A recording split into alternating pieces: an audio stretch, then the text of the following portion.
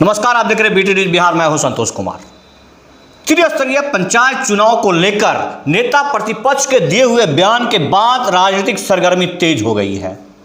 यह कहने में कोई दो राय नहीं है कि लोकतांत्रिक जो सिस्टम है उसमें पंचायती राज एक कहें तो विकास के नाम पर या तो कहें भरोसे के नाम पर एक प्रतिबिंब के रूप में उभर करके आया है। उसी पे नेता प्रतिपक्ष ने बयान देते हुए एक आशंका जाहिर ही किया है कि अगर पंचायती राज का अधिकार अधिकारियों के हाथ में चला जाता है तो यह भ्रष्टाचार के जद में चला जाएगा।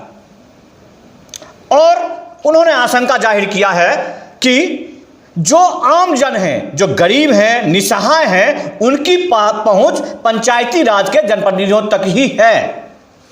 अगर ये पंचायती राज अधिकारियों के अंदर उन्होंने अधिकारियों को नौकर शाह कर संबोधित किया है। मिले अखबार सूत्रों के मुताबिक उन्होंने कहा है कि अगर पंचायती राज नौकर शाहों के अधीन चला जाएगा तो जो आम जन गरीब हैं वो वहां तक नहीं पहुंच पाएंगे।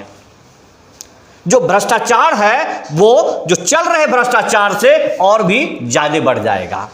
साथ ही उन्होंने वैश्विक महामारी कोरोना के प्रबंधन को लेकर के भी आशंका जाहिर की कि जो पंचायती राज के जनप्रतिनिधि हैं जिस प्रकार से संचालन कर रहे हैं, अगर वो अधिकारियों के अधीन चला जाता है तो उसमें भी समस्या आएगा।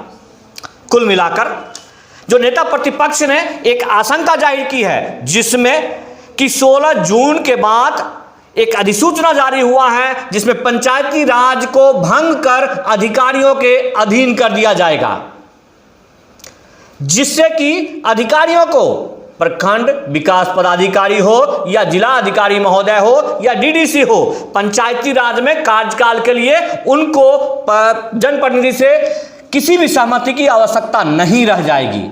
वास्तविकता भी है, जो जनप्रतिनिधि और अधिकारियों के तालमेल से ग्रामीण विकास की लेखा जोखा जो तैयार हुआ है उस पर प्रश्न चिन्ह लग जाएगा। नेता प्रतिपक्ष का जो आरोप है, जो सुझाव है, बिल्कुल जायज है। चूंकि पंचायती राज के जनप्रतिनिधि को भरोसा नहीं होता है कि हम अगले कार्यकाल तक पहुंच पाएंगे, इस वजह से सरकार के इस मानसा का विरोध नहीं हो पाया।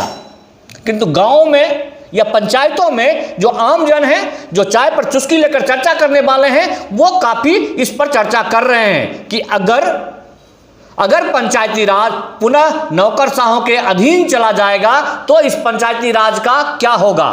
हो सकता है पुनः 2001 से पहले की जो व्यवस्था रही हो, जिसमें जो हमारे पंचायती राज के मुखिया और सरपंच थे वो 22 साल का कार्यकाल पूरा किए, जिसमें कि उन्हें किसी भी प्रकार का अधिकार नहीं था, सिर्फ और सिर्फ एक रबर स्टांप थे वो, ऐसा ही ना हो जाए। तो नेता प्रतिपक्ष के जो बयान है उस बयान के मुताबिक अब देखना है कि कितने ग्राम प्रधान जिन्होंने पंचायती राज को समझा है, जिन्होंने महसूस किया है और भारत के विकास में, गांव के विकास में जो सतत योगदान रहा है पंचायती राज का, उसमें जो प्रश्न चिन्ह रहा है, उसमें जो प्रतिरोधकता आ रहा है, उसको कितना समझ पाते हैं और कितना सहयोग दे पाते हैं।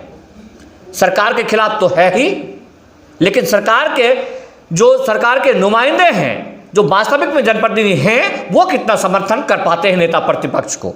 साथ ही उस बयान के साथ उन्होंने एक और भी कोरोना पैंडेमिक को लेकर के कहा है कि जो सरकारी आवास में उन्होंने कोविड केयर सेंटर खोला है, उस पर उन्होंने एक आंशिक रूप से सवाल किया है कि क्या सरकार उसको अपनाएगी या संचालन की मंजूरी देगी। उन्होंने हवाला दिया कि स्वास्थ्य मंत्री ने कहा है कि सरकारी आवासों में कोविड केयर सेंटर नहीं चल सकता है, यदि सरकार हमें अनुमति दे तो हम स्वास्थ्य का जो देख रेख करेंगे। लेकिन ये बयान उन्होंने दोबारा राग अलापा है, जिसके ऊपर की पिछले बार सुशील मोदी जी ने भी कटाक्ष किया था कि अनुमति की आवश्यकता नहीं है। इसी प्रकार माननीय तेजस्वी यादव को लगता है कि पंचायत चुनाव में विलंबता के कारण यदि इसको हस्तांतरित किया जाए या कार्यकाल को बढ़ाया जाए तो इसकी पैरवी करनी चाहिए और जनप्रतिनिधियों को भी इसका साथ देना चाहिए। बहुत बहुत धन्यवाद।